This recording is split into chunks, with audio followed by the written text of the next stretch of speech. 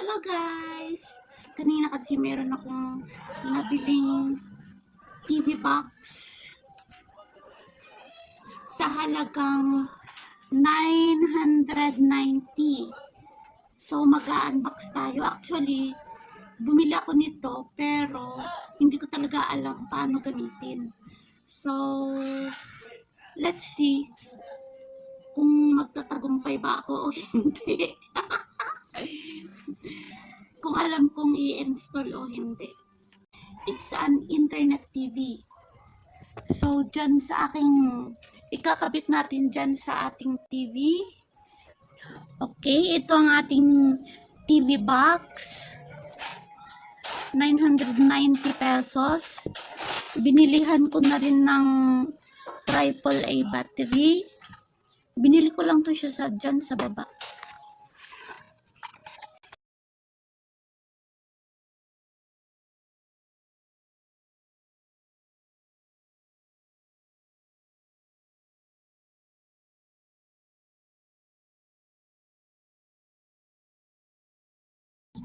Meron siyang USB 1, USB 2, USB 3, and SD card, memory card, HD, para HDMI.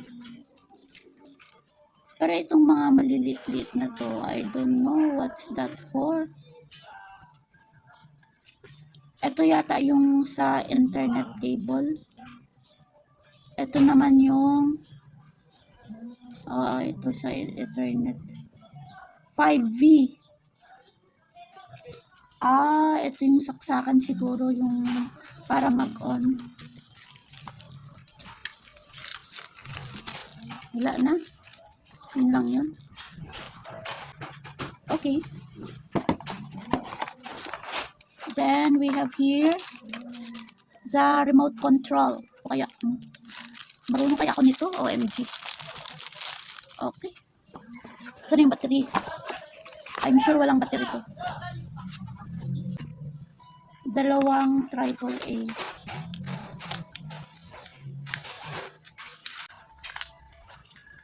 Pag Sunday talaga.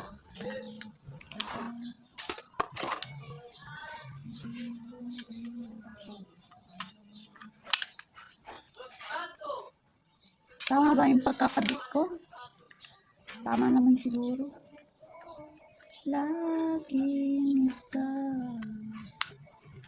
Okay. Ano naman to? Ito siguro yung sa cable sa internet.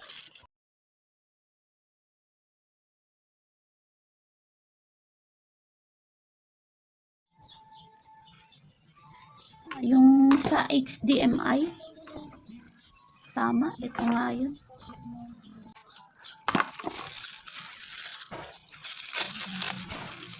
Ito yung mag-charge sa kanya.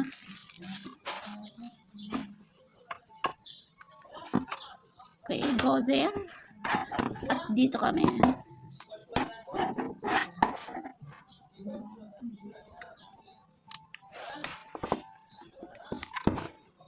Ito I'm sure dito yan siya, of course. Meron pa bang iba? Wala na. Tapos ito naman HDMI, syempre dito yun. Okay, ano pa bang ikakabit? Syempre yung kanyang cable sa internet. Buti meron akong extra kasi hindi siya kasali sa package. Siyempre, dito natin ikakabit yan. Okay. Okay na siya. Likod ng TV. Dito natin siya ilagay sa tabi ng TV. Ayan. Ayan. Paano ba? Ayan pa yun.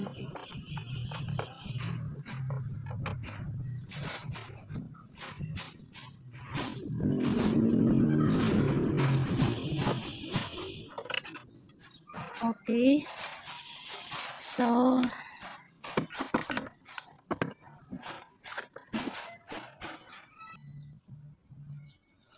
para hindi siya magulo, itatali natin siya.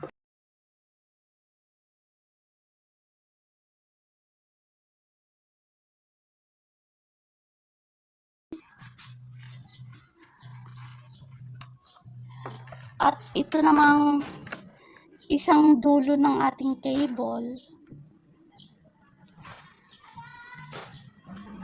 ay ikakabit natin dito sa, itatap natin dito sa ating isang internet socket.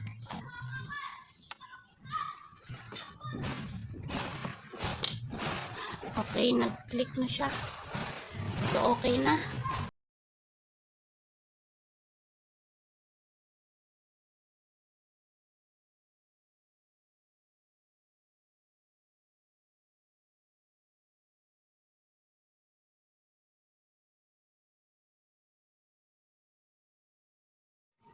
Siyempre, isasaksak rin natin yung TV.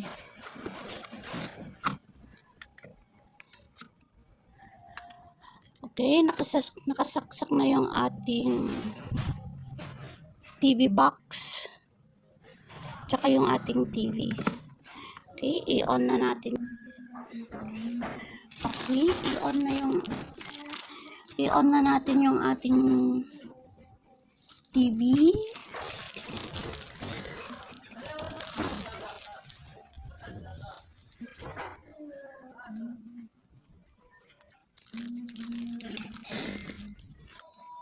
I-on natin itong red muna.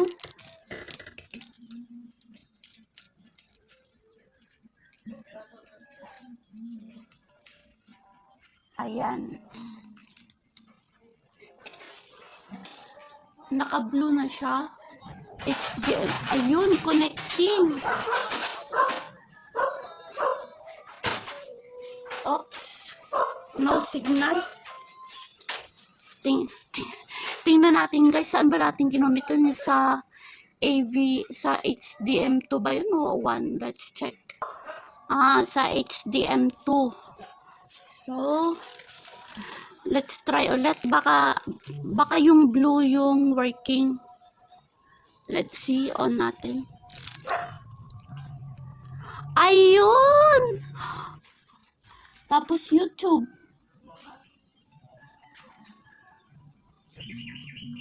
Sign in.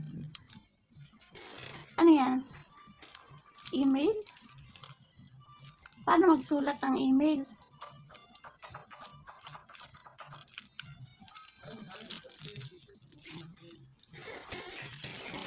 Paano magsulat? Oh. Tapos, paano magsulat dito? Wala mang ABC dito. Ito pala. OMG! Ano ang nangyayari sa akin? Ayun. Ano ba yan?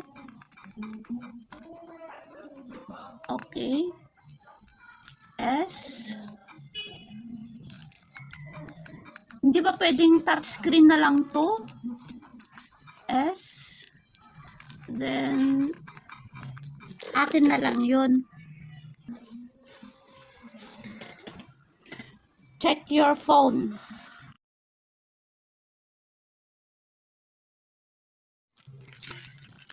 Ay, naku, hindi pala.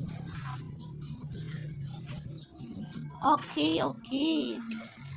So, nakapunta tayo sa YouTube. Kung pupunta pa tayo sa tawag nito, TV, halimbawa, gusto natin manood ng TV. Kaya pala may on dito ng TV.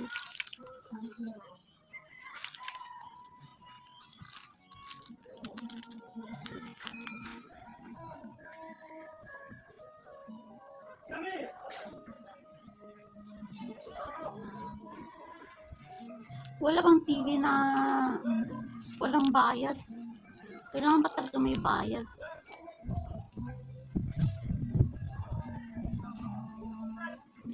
Netflix. Sigurado may bayad din yun. At least nakita nyo guys ha, nakapunta na tayo sa YouTube, nakapunta na tayo sa TV Express, nakapunta na tayo sa Netflix. Ayan. Sa halagang 990, meron na tayong TV box. First time kong maka-try ng ganyan.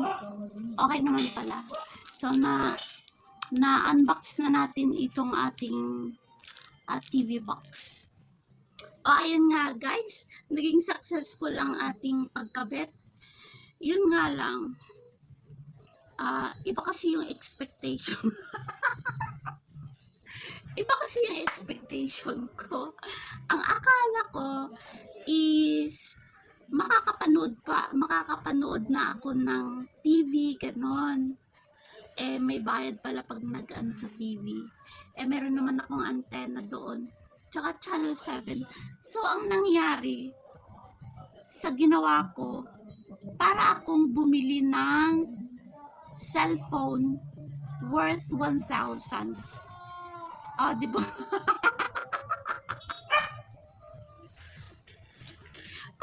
Ay, promise talaga. Para talaga akong bumili ng cellphone. Ayan, panibagong gadget. Parang ganun lang. Pwede kang kahit anong apps ang gusto mong gawin. Pwede. OMG. Cellphone na ganun na pwede ikabit sa monitor. Maging masaya ba ako? Maging malungkot?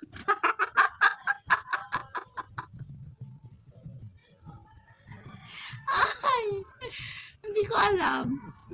Kasi expected ko makakapanood na ako ng mga TV, balita. Kasi kapag ganyang antena, OMG, kailangan pang ikot-ikutin, i-adjust para makapanood ka ng TV.